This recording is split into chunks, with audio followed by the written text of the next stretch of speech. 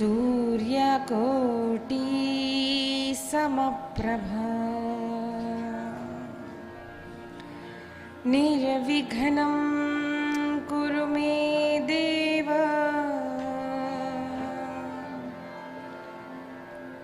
सर्वकार्येषु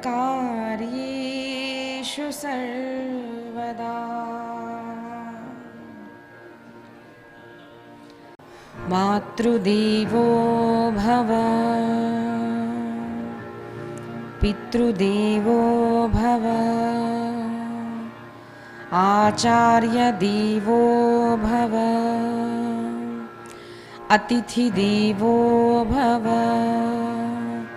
परस्पर देवो भव। मैं आपको सनातन धर्म की बात बोलती हूँ। अगर कोई गलती से मांस भक्षण, पहले ऐसा था कि गाय का मांस जानबूझकर खिला देते और बोलते कि देखो अब तो आपका धर्म बदल गया, आपको इसी में आना है। तो हमारे बड़े कर्मठ ब्राह्मण, कर्मठ समाज बोलता, अरे अरे तूने खा लिया, अब तो तू मुल्ला हो गया, जा तू। पश्चाताप, कितनी ही बड़ी भूल हो जाए, आजीवन भी जो वेश्याती हमने सुना चंचुला, उसका स्वीकार पार्वती माता ने दासी के रूप में किया। ये शिव पुराण में कथा आती है। एक वेश्या, आजीवन जो वेश्या थी वो पार्वती माता की सखी बन गई। क्यों? पाप छोड़ने का दृढ़ संकल्प और अच्छे बनने का दृढ़ संकल्प अगर हम में है, एक संकल्प दृढ़ संकल्प कि अब मैं नहीं करूंगा, ये हमारे शास्त्रों में था। लेकिन जब आक्रमण हुआ मुगलों का, ईस्ट इंडिया कंपनी का, तब ये तर्क करना, ये धर्म ग्रंथ का प्रचार बहुत कम हो गया। तो लोगों में धर्म क्या है ये पता ही नहीं था। अरे ये धर्म पढ़ना, ये भागवत आदि पढ़ना, ये शास्त्रों को पढ़ना, यानी ये पुराने लोगों का काम है। अपने बच्चों को लंदन भेजो, उसको हम पैसा देंगे कह करके ईस्ट इंडिया कंपनी ने अनेक राजाओं के पुत्रों को लंदन अपने पैसों से भेजा। कोट पहनो, शर्ट पहनो, जीन्स पहनो, ये संस्कृति है। अरे यहाँ के लोग देखो धोती कुर्ता पहनते हैं, ये एकदम अडानियां हैं। ये सब हमको उन्होंने सिखाया। हमारे धर्म पर आक्रमण एजुकेशन से किया, बुद्धि को ब्रेन वॉश करके किया। वो तो तब किया, जाने वाले जा भी चुके हैं, लेकिन अब भी हमको लगता है साड़ी पहने यानी साधारण बात है, पैंट शर्ट पहने, तिलक नहीं धारण करे, अमेरिका जैसी बने तो कितनी पढ़ी लिखी है, सो एजुकेटेड। ये हमारी धारणा बन गई है। इसीलिए मैं भागवत की कथाओं के साथ साथ बोलती हूं कि how beautiful, how wonderful is our शास्त्रास। कितनी फ्रीडम दी है लड़कियों को, आप नाच सकती है, ऐसा नहीं था। लेकिन मध्यकाल में हुआ, स्त्रियों को बाहर नहीं जाने दिया जाता था, घूंघट में रखा जाता था, बाहर मत जाओ, घर पे जाओ, पढ़ाई मत करो। सत्यभामा युद्ध कौशल में बड़ी प्रवीण थी, हमारी कन्याएं पढ़ती थी। यहाँ अभी आवश्यकता हो गई है कि एजुकेट योर डॉटर्स, अभी आवश्यक पड़ रहा है। क्यों? हम भूल गए, हम अभी भी उसी ईस्ट इंडिया कंपनी के अधीन बनकर जी रहे हैं। इसीलिए बोलना पड़ रहा है कि बेटियों को स्वातंत्र दो, बहू को बाहर जाने दो, पढ़ने दो।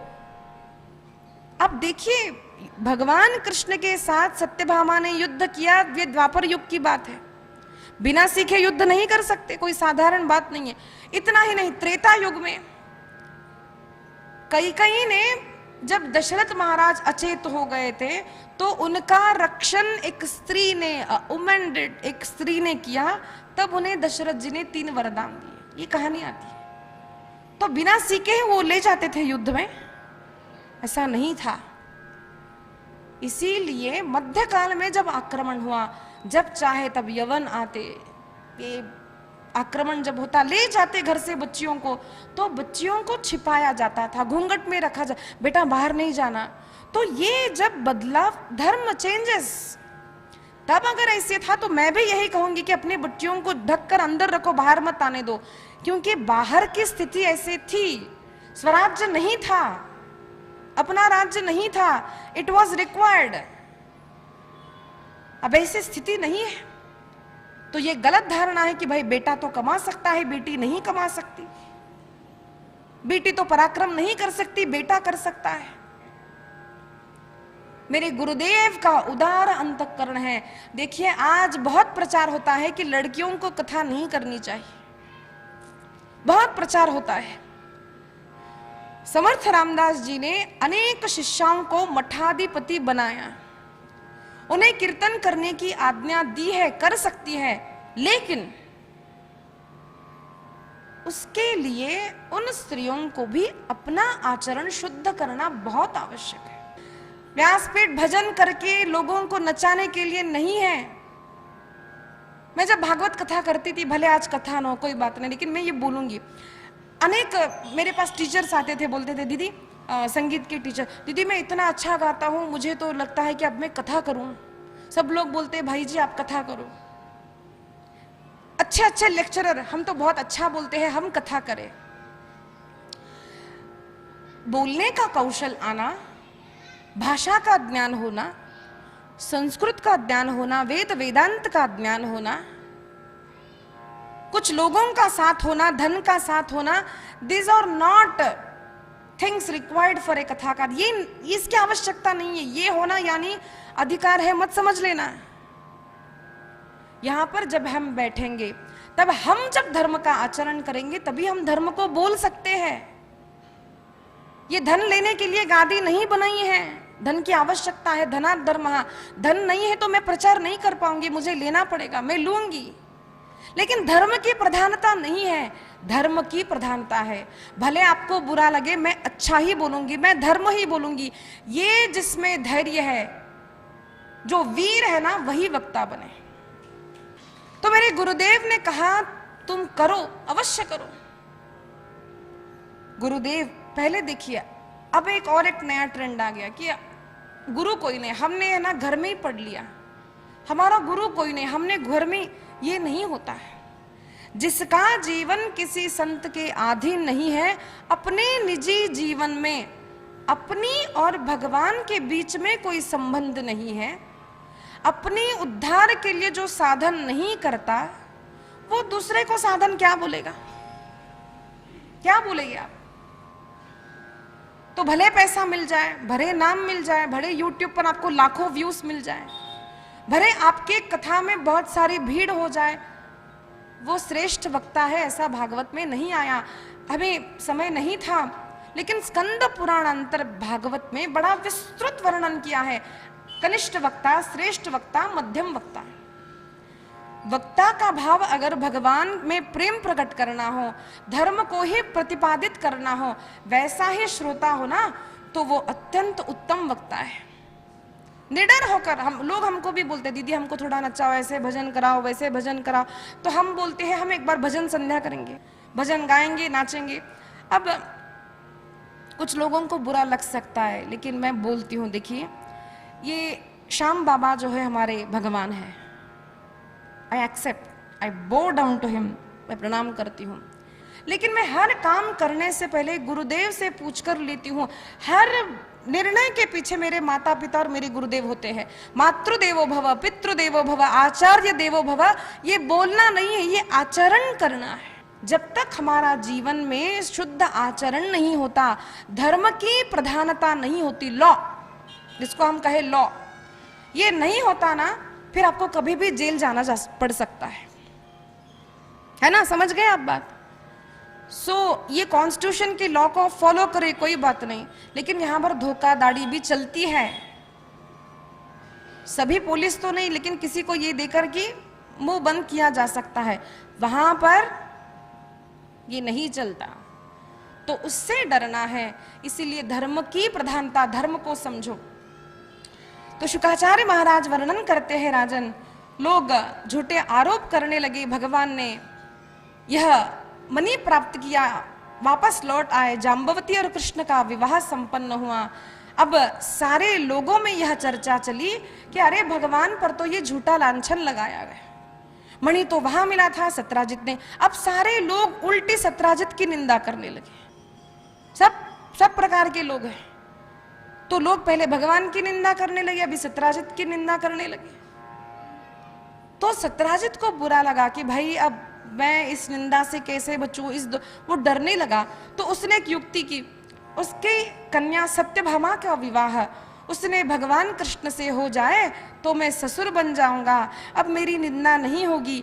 ये सोचकर जिसका पहले से विवाह निश्चित हो चुका था, उस कन्या का विवाह आप स्वीकार करें। ये देवकी माता के पास आए। माँ को बहुत पसंद थी सत्यभामा, अत्यंत सुंदर सुशील वीर थी सत्यभामा, बड़ी सुंदर थी, बड़ी वीरा थी, वीरांगना थी। तो देवकी को बहुत पसंद थी देवकी मैया को। तो भगवान का तृतीय विवाह भगवान कृष्ण के साथ संपन्न हुआ। सत्यभामा भगवान कृष्ण की। तो जब विवाह संपन्न हुआ तो सत्राजित ने कहा, प्रभु आप यह मणि स्वीकार करें। भगवान को मणि दिया जा रहा था, कौन सा मणि? जिससे रोज 8 भार सोना निकलता है। माता पिता अपने बच्चों को, लड़की को बहुत प्यार से बड़ा करते हैं, है ना, बहुत प्रेम से। तो माता पिता को होता है हम अपनी कन्या को कुछ दे। पहले हम कन्या की बात समझ लेते हैं, लड़की की बात। तो माता पिता को लगता है कि जरा सोचिए, मुझे बड़ा किया और हमारे माता पिता ने मुझसे मेरी शादी कर दी और कहा बस शिल्पा टाटा बाय बाय, अब तुम्हारा मेरा कोई संबंध नहीं, घर आओगी तो भाई कुछ नहीं देगा, देऊ नाही म्हटलात ना, नहीं हेच बोलले होते द्यायचं नहीं कहा तो फिर मेरा भाई बोलेगा बहन को देने की क्या जरूरत है, भाभी बोलेगी बहुत अच्छा हो गया। अब वो लड़की का क्या होगा, मायका ही नहीं रहेगा। तो ये लड़की का जन्म सिद्ध हक है, माँ के संपत्ति पर लड़की का अधिकार है, होना चाहिए। माता पिता हुंडा धन मुलीसाठी देतात, लड़की के लिए देते हैं धन कि लड़की सुखी रहे। आशीर्वाद के रूप में द्रव्य दिया जाता है, वस्त्र है, अलंकार है, ये लड़की को आजीवन देना चाहिए, देना चाहिए। भाभी ऐसा मत समझे कि अब मैं आ गई हूं तो मेरा चलेगा, नहीं, तिचा हक्क आहे, मुलींचा हक्क असतो, देना चाहिए लड़कियों को। लड़कियां घर की लक्ष्मी होती है, देना चाहिए। अब दूसरा भाग है, जब लड़के को धन मिलता है, अगर लड़के वाले ये समझने लगे हमारा उस पर अधिकार है, विचार जो गलत है। ऐसा होना चाहिए विवाह के समय कि आपकी अगर इच्छा हो आप दो, 10,000 दो, 10 लाख दो, 10 करोड़ दो, अपनी माता पिता की इच्छा, सभी की शक्ति समान नहीं होती। आपको अपनी बेटी को देना है ना, दे दो, उसका प्रेम से श्रद्धा से स्वीकार करना चाहिए। ये हमारे धर्म शास्त्रों का विचार है, कन्या का अधिकार है। दूसरी बात है, कन्या को भी ऐसा नहीं समझना चाहिए कि बस ये मेरा पैसा है, मैं कमाती हूं या मेरे बाबा का आया अपने अकाउंट में डालूंगी, ये नहीं। जब विवाह होता है तो कन्या घुल मिल जाती है, वो बोलती है आवश्यकता पड़े तो मेरा धन भी बेच दो, अपनी मर्जी से, अपने पति के लिए, अपने घर के लिए बेचना चाहे, देना चाहे, कोई बात नहीं। लेकिन सास ससुर पति कहे गाड़ी दोगी तभी तुम वापस आओगी, ऐसा दोगी तभी तुम वापस आओगी, मैं कहती हूं फिर तूने शादी ही क्यों की, नोटों से ही शादी कर ले। कन्या को मान दो, कन्या के धन को भी मान दो, लेना चाहिए, गलत नहीं है। अनेक जिनका शादी तय हुआ उनको अच्छा लग रहा होगा, दीदी ने कहा अब तो हम लेंगे, बहुत तो बहुत तो बहुत। ऐसा नहीं करना, जितना दिया उतना लेना, बहू का सम्मान करना, बहू को प्रेम करना, बहू भी घर पर आए उस घर को अपना मानना, लेकिन डिमांड नहीं करना। और ये मत सोचना, पहली बात, सबसे पहली मुख्य बात, ये मत सोचना कि हम बहू को खिला रहे हैं। बहू नहीं तो आपकी पीढ़ी में बच्चे कैसे आएंगे? पुत्र की भी आवश्यकता है, पत्नी की भी आवश्यकता है। इसीलिए हुंडा चांगला है, लेना चाहिए, डिमांड नहीं करना चाहिए। समझ आ गया? भगवान ने हमको बताया स्वार्थ के लिए, धन के लिए, गाड़ी के लिए शादी मत करो। अभी तो एक धंधा चला है, लोग क्या करते हैं लड़के कि अभी बिजनेस करना है तो चलो शादी कर लो, तो ससुराल वाले से आएगा तो उससे हम अपने लड़के का बिजनेस लगा देंगे। तो लड़का भी पहले बोलते शादी में कि देखो आपका ही तो दामाद बिजनेस करेगा, आपको तो इतना देना है, आपका ही तो दामाद है। तो मैं बोलती हूँ भले बेटे तूने पढ़ाई क्या की, भिकमंगा है, पढ़ाई क्या की, पढ़ो, अपने खुद से अपने पैरों पर खड़े हो जाओ, खुद से करो, उसको वीर पुरुष कहते हैं। आइए 2 मिनट नाम संकीर्तन करते हैं। ज्ञानोबा ज्ञानोबा ज्ञानोबा ज्ञानोबा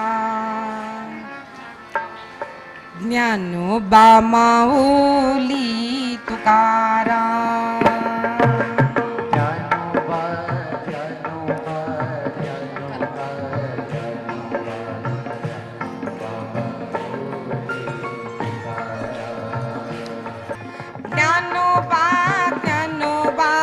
ज्ञानोबा ज्ञानोबा ज्ञानोबा ज्ञानोबा ज्ञानोबा ज्ञानोबा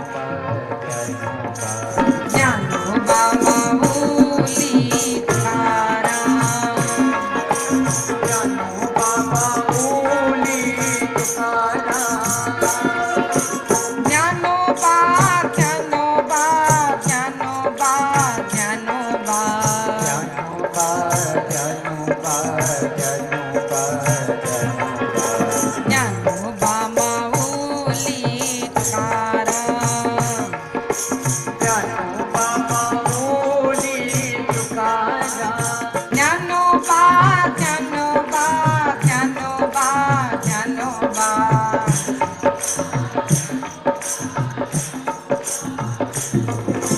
ज्ञानोबा माऊली तुकाराम।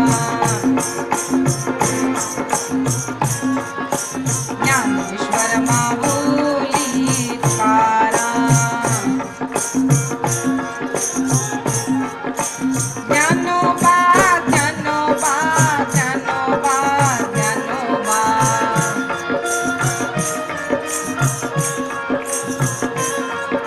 ज्ञानोबा ज्ञानोबा ज्ञानोबा ज्ञानोबा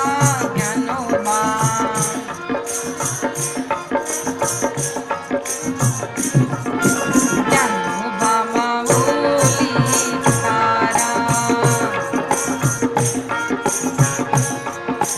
ज्ञानेश्वर माऊली तुकाराम। ज्ञानोबा ज्ञानोबा ज्ञानोबा ज्ञानोबा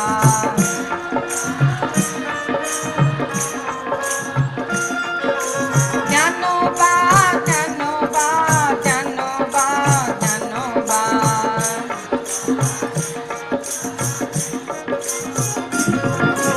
ज्ञानोबा माऊली तुकाराम।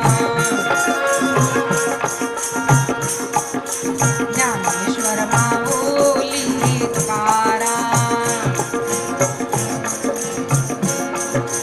तुकाराम तुकाराम तुकाराम तुकाराम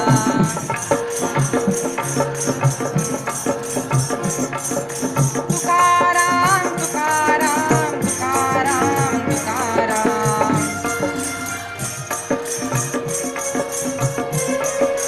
ज्ञानोबा माऊली तुकाराम। ज्ञानेश्वर माऊली तुकाराम। तुकाराम तुकाराम तुकाराम तुकाराम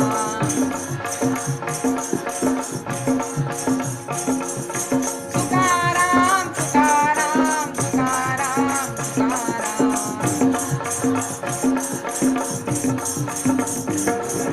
ज्ञानोबा माऊली तुकाराम। ज्ञानेश्वर माऊली तुकाराम।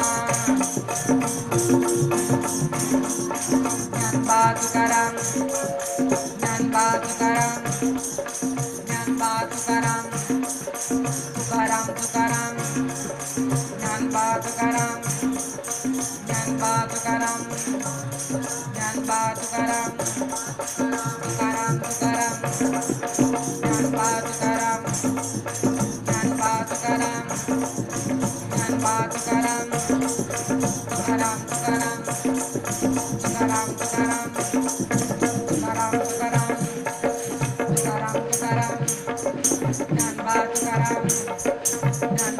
तुकाराम।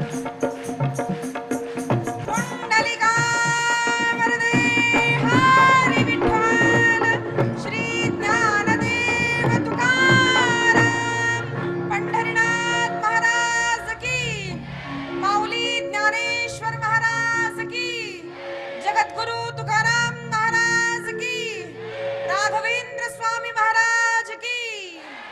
भगवान का चतुर्थ विवाह कालिंदी के साथ हुआ, जो साक्षात यमुना जी है।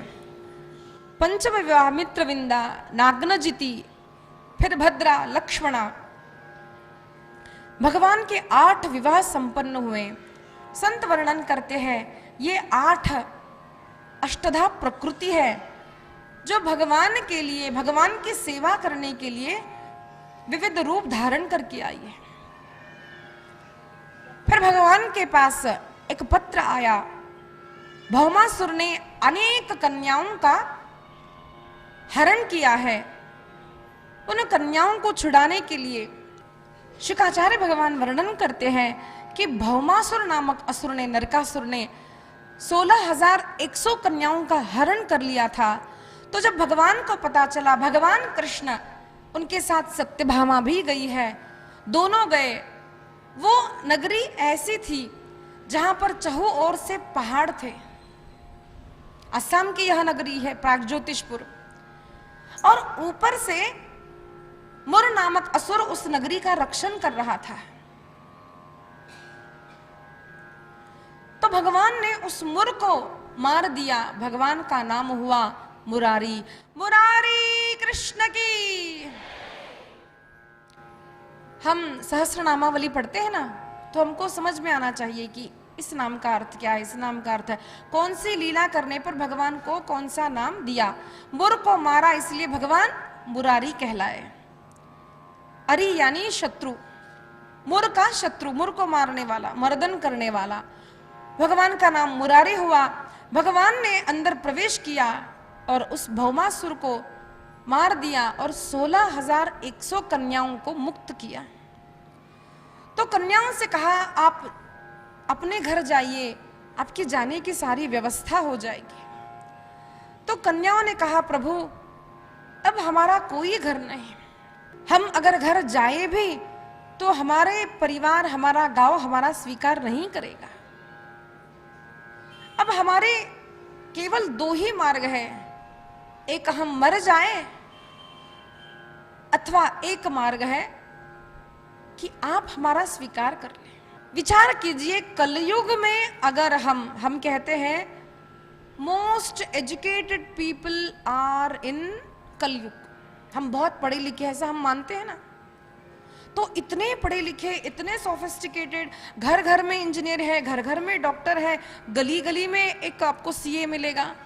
तो इतने पढ़े लिखे लोग हैं, तब भी अगर किसी कन्या के साथ कुछ बुरा हो जाए तो आज हम उसका स्वीकार नहीं करते। तो सोचिए द्वापर युग की दशा क्या होगी, जहां पर कन्याएं घर पर रहती थी, पर्दे में रहती थी, तो तब स्वीकार नहीं किया जाता था। They didn't had any option। तब भगवान से कहती है, प्रभु आप हमारा स्वीकार करें। तो भगवान ने उन सारी कन्याओं को द्वारिका लाया और सभी की सम्मति से एक मंडप में एक मुहूर्त पर सभी का पाणी ग्रहण किया है भगवान ने। और इस प्रकार से भगवान के 16,100, पहले की 8, एक 16,108 कन्याएं हुई। आपको बापरे ऐसा लगता है क्या? मैं बोलूं, और गर्ग संहिता में ब्रह्म वैवर्त पुराण अगर आप सुनेंगे तो भगवान के लाखों विवाह हुए, लाखों। तो देखिए, अभी हमने जो सुना, भगवान अलग है, देवता अलग है, मनुष्य अलग है। भगवान के लिए अनेक जीव जन्म जन्म से जो तपश्चर्या कर रहे थे, उन जीवों का स्वीकार भगवान ने किया है। यहाँ वैवाहिक संबंध यानी काम संबंध, ये अपनी मानवीय विकारी बुद्धि से निकाल दीजिए।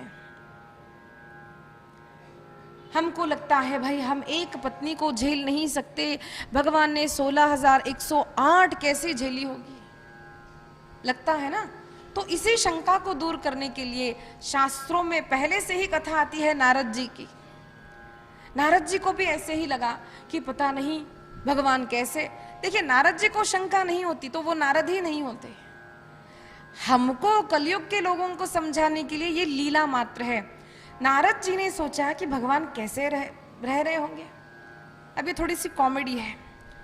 हर शास्त्र में नवरस होते हैं, शांत रस, हास्य रस, रौद्र रस, ये सब जो होता है उसमें हास्य रस है। तो नारद जी ने सोचा मैं जरा देखूं। तो नारद जी आए, रुक्मिणी माता के साथ भगवान बातें कर रहे थे। तो जैसे नारद जी को देखा भगवान कृष्ण ने, रुक्मिणी माता ने प्रणाम किया, स्वागत सत्कार किया, 56 भोग का भोजन कराया। पूछा महाराज सब कुशल मंगल। नारद जी ने कहा प्रभु आपकी दया है। थोड़ी बातें हुई, फिर भगवान वहां से निकले। सोचे अब मैं जाम्बवती के महल जाऊंगा, देखूंगा अगर वहां भगवान नहीं है तो जाम्बवती जी को बोलूंगा अरे आपसे भी ज्यादा प्रेम रुक्मिणी से करते हैं, झगड़ा लगा दूंगा। ये तो केवल हास्य की बातें हैं। तो नारद जी जब जाम्बवती के पास गए तो वहां पर भी कृष्ण अपने बच्चों के साथ खेल रहे थे। जैसे पहले मिले न हो वैसे जैसे नारद जी को देखा, अरे नारद जी आप कैसे पधारे, आइए, स्वागत सत्कार किया। कहा जाम्बवती 56 भोग लाओ। अभी अभी 56 भोग का भोजन किए थे, फिर से 56 भोग का भोजन कराया।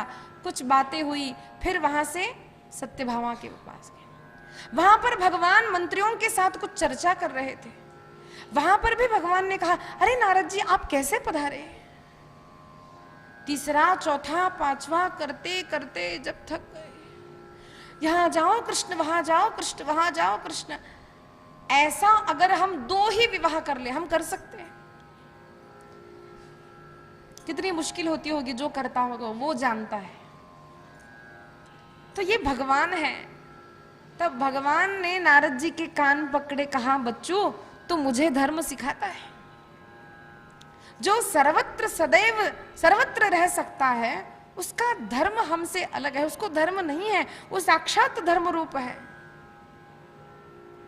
जितनी गोपियां उतने कृष्ण अगर हो सकते हैं, जितनी पत्नियां 16,108 मंडप में कृष्ण देखे तो वो क्या नहीं कर सकते। इसीलिए भगवान की लीला है, भगवान की लीला का अनुकरण नहीं करना चाहिए। शुकाचार्य महाराज वर्णन करते हैं, रुक्मिणी कृष्ण का संवाद आता है। एक बार भगवान कृष्ण, रुक्मिणी माता पंखा कर रही थी, तो दोनों वैसे बहुत वृद्ध हो चुके थे। पुत्र है, भगवान के पौत्र भी है अब। और मां रुक्मिणी जब पंखा कर रही थी तब भगवान ने कहा अरे रुक्मिणी, मुझे तो लगता है हमने विवाह करने में थोड़ी जल्दबाजी कर दी। रुक्मिणी माता पंखा दे रही थी, एकाएक रुक गई। क्यों प्रभु, आपको ऐसा क्यों लगता है? तो भगवान कृष्ण ने कहा देखो, तुम इतनी सुंदर, इतनी गोरी और मैं काला, तुम राजकन्या और मैं एक ग्वाला। मुझे अब भी लगता है अगर तुम्हारे मन में कोई और हो तो तुम जा सकती हो, तुम अभी भी सुंदर हो। ये बात जैसे ही रुक्मिणी जी ने सुनी, रुक्मिणी जी अचेत हो गई। तो भगवान ने उनको उठाया, पलंग पर लिटाया, उनके बाल सवारे। तो रुक्मिणी जी को मूर्छा दूर हुई, पानी दिया। तो रुक्मिणी माता रोने लगी, प्रभु हमसे क्या भूल हो गई, आप ऐसा क्यों कह रहे हैं? तो भगवान हंसने लगे। भगवान ने कहा अरे रुक्मिणी, मैं तो यूं ही मजाक कर रहा था। मैंने तुम्हें लोगों को परोसते हुए देखा था, मैंने तुम्हें सुंदर श्रृंगार करके देखा था, राजसभा का कार्य करते देखा था, तुम्हारा वीर रूप देखा था, तुम्हारा मातृत्व देखा था। तो भगवान कृष्ण और रुक्मिणी का सुंदर यह संवाद है। तो रुक्मिणी माता कहती है प्रभु सत्य है, मैं आपसे कभी भी सुंदर नहीं हूं। जिसमें विकार नहीं ऐसा परमात्मा तो जीव से सुंदर ही होता है। बड़ी सुंदर बातें फिर रुक्मिणी माता ने कही है। रुक्मिणी माता का भाषण सुनने योग्य है। कभी प्रसंग पढ़िए पति पत्नी, ये पढ़िए, बहुत अच्छा प्रसंग है। शुकाचार्य महाराज वर्णन करते हैं राजन, फिर भगवान को 2 आमंत्रण आए। एक पांडवों से आया, प्रभु राजसूय यज्ञ करना है। एक आमंत्रण आया है, अनेक राजाओं को जरासंध ने बंदी किया है। 2 निमंत्रण एक साथ आए। भगवान ने चर्चा की है, मीटिंग रखी है कि क्या करना चाहिए। तो उद्धव ने कहा, प्रभु 2 निमंत्रण आए हैं, लेकिन आपको पहले राजाओं को छुड़ाने के बाद ही पांडवों का काम करना चाहिए, और तभी कर सकते हैं। क्यों? अगर आपको राजसूय यज्ञ करना है तो उस राजा को सारे राजाओं को पहले जीतना पड़ेगा, और अगर इस राजा को, जरासंध को आपने नहीं जीता तो आप राजसूय यज्ञ नहीं कर सकते।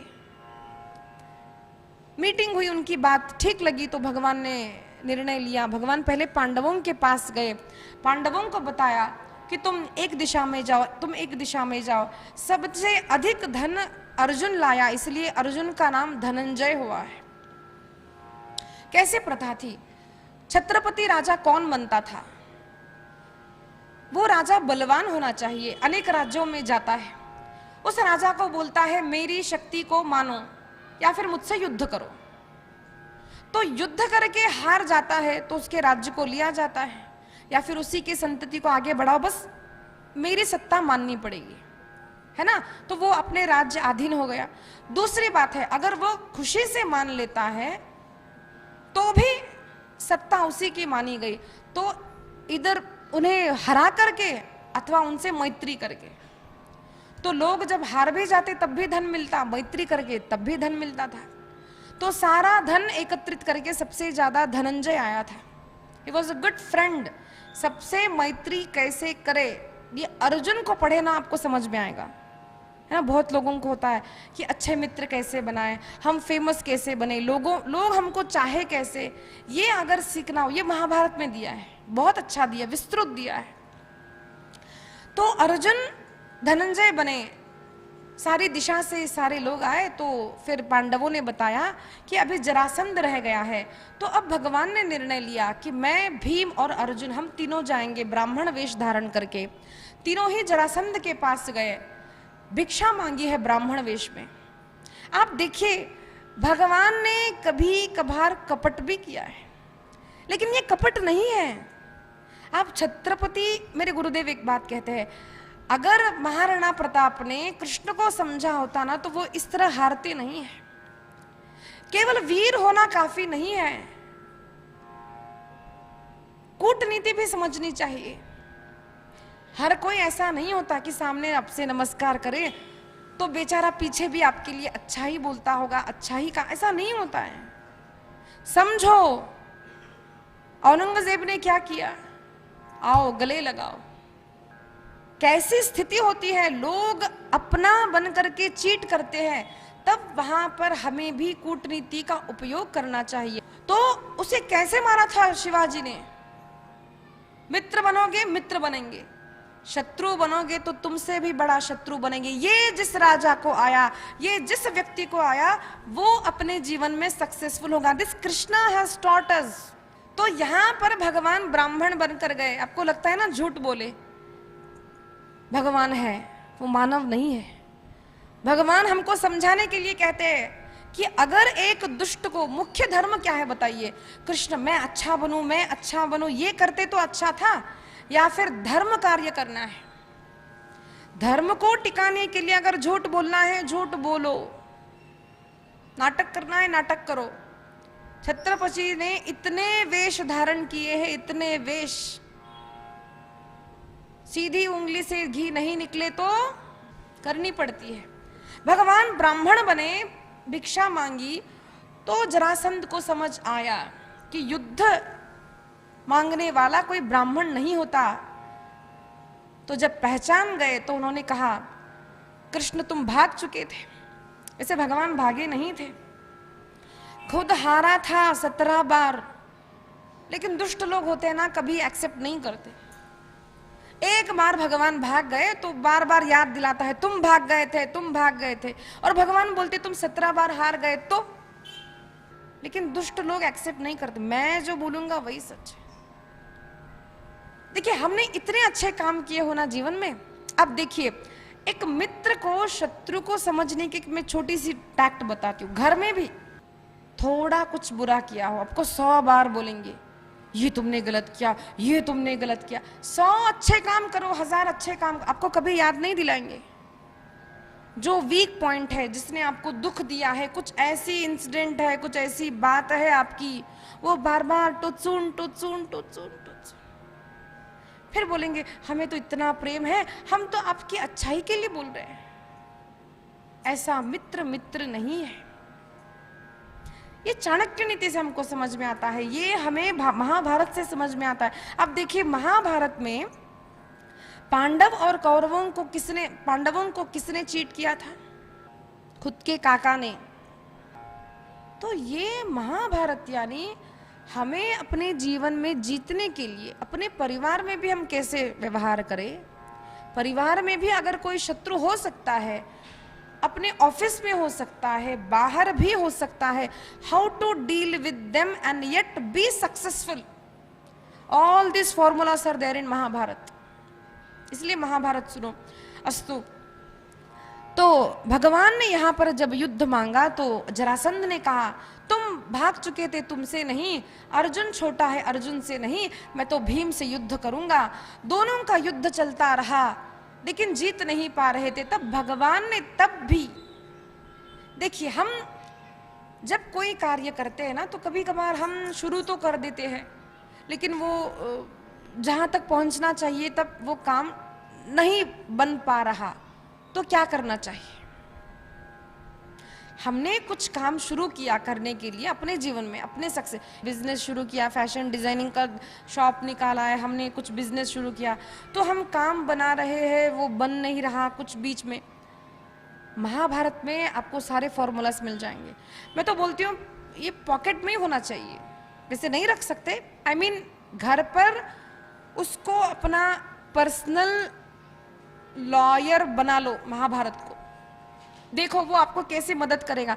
जिसने महाभारत को फॉलो किया, जिसने महाभारत से मैनेजमेंट स्किल सीखी, उसको यश मिलना ही मिलना है, पक्का मिलना है।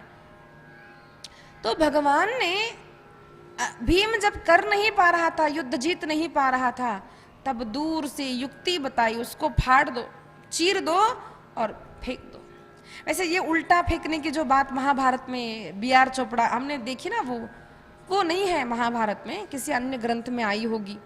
तो यहाँ पर बस यही है कि उसको चीर दो, क्योंकि जब उसका जन्म हुआ था वो 2 भागों में टूट गया था। तो जरा नामक डॉक्टर जरा, मिसेस डॉक्टर जरा, our old age ancient old female surgeon, अच्छा लगता है ना सुनने में, पॉश राक्षसी थी वैसे, एंशियंट ओल्ड डॉक्टर जरा सर्जन ने उसका ऑपरेशन किया, दोनों को जोड़ दिया। तो भगवान ने युक्ति बताई कि उसको चीर दो। तो इसलिए ये सारी युक्तियां महाभारत से सीखो।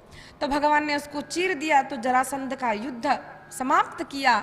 और भगवान ने जरासंध की संपत्ति नहीं ली।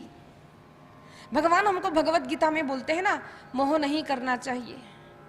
तो मोह आधी केले मोग सांगितले। अपने उनके जीवन को आप देखिए, भले भगवान है, छीना नहीं है मैं भगवान हूं, मैं भगवान हूं, ये नहीं किया भगवान ने।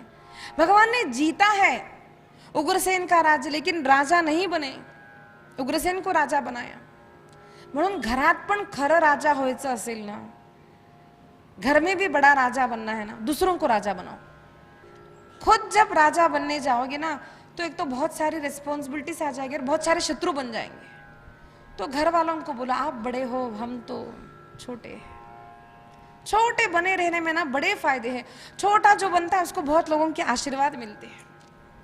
कभी बड़ा नहीं बनना, कभी छोटा ही बने रहना।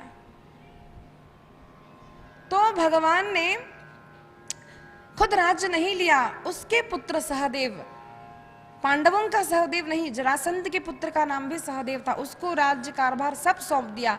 और यहां से बिना भगवान की इच्छा के भीम ने ले लिया।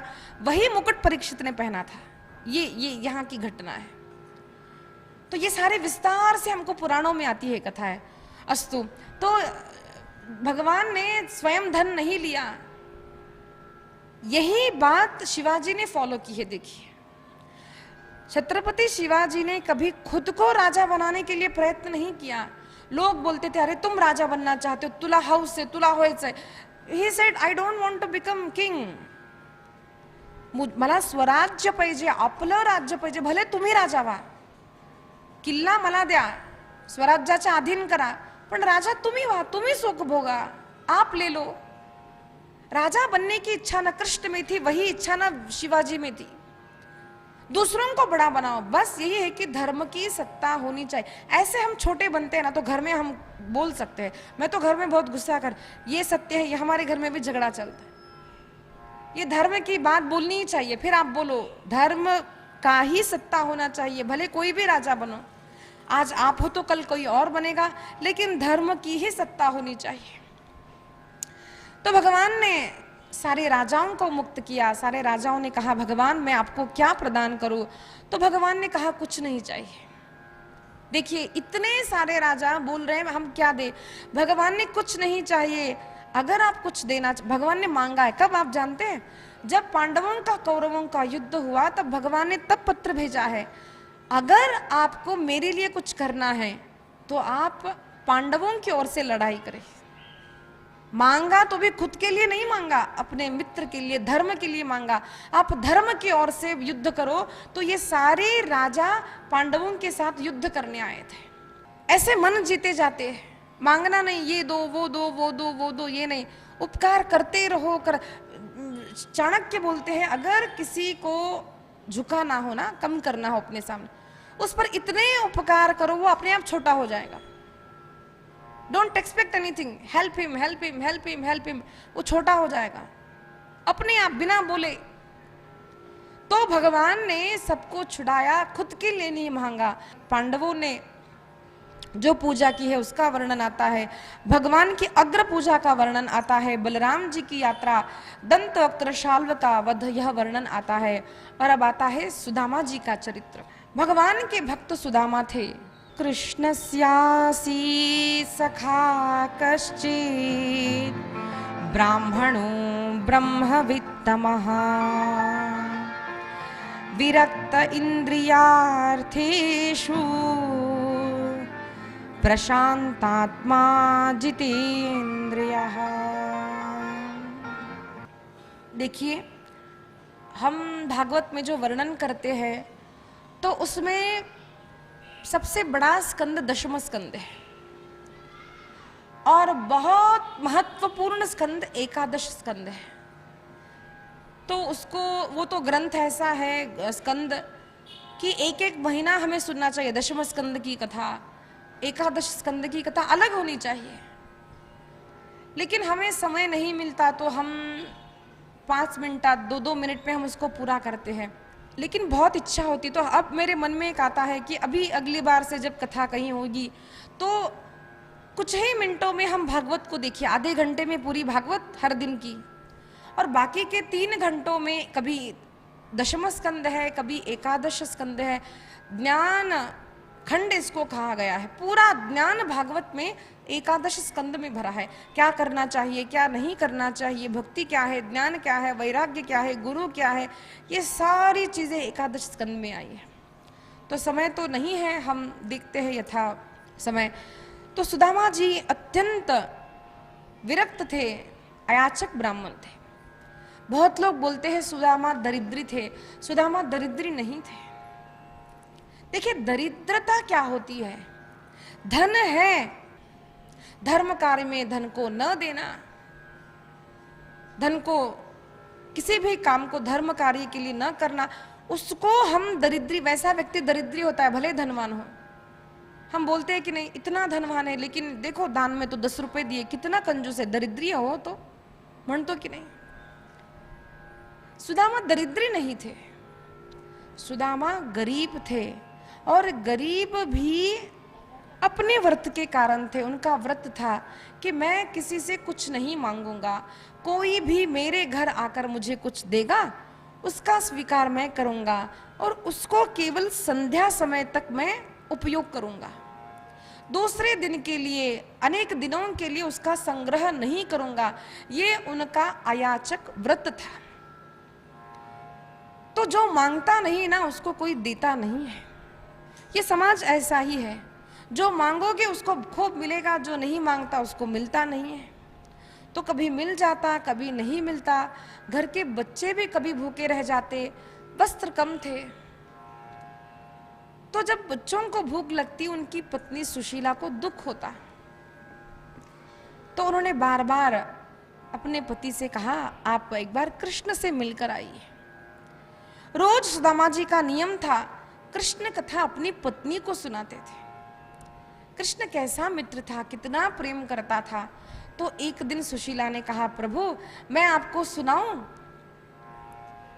और आज सुशीला ने कृष्ण की कथा, कृष्ण प्रेम की कथा आज सुदामा जी को सुनाई और कहा, प्रभु क्या आपको नहीं लगता कि आपको आपके मित्र से मिलने जाना चाहिए?